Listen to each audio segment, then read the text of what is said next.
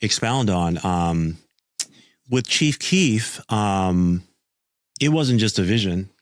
It was, this is the first time I've ever told this story, but it was getting a call from a friend of mine who was in touch with the FBI, who told me that this kid was on a watch list, who then also subsequently called me back and told me that there's a $50,000 hit out on this kid, and you may want to do something about it. And that's not a job of like, Right. you know, from a traditional vocational perspective of an A&R That executive. wasn't an A&R class. Is this before the contract is signed or after? After. He had gotten into some trouble. I personally wrote a letter to the judge. My letter was effective and persuasive. It kept him out of jail.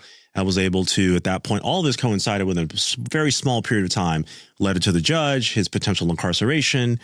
And to be clear, he was 16, 17 years old at this point in Chicago. So I kind of stepped up as in a father figure role.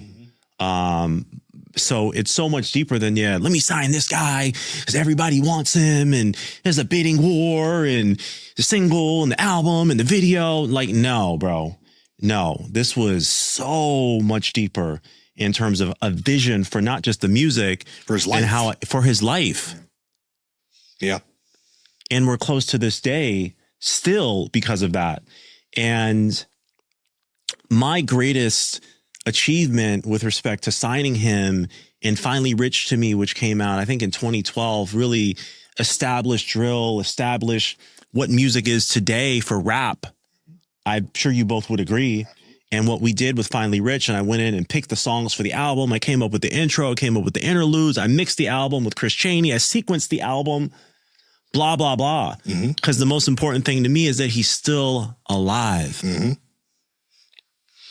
And not in prison. And not in prison. And not facing prison, as far as we know. And that to me is A&R. That to me is A&R.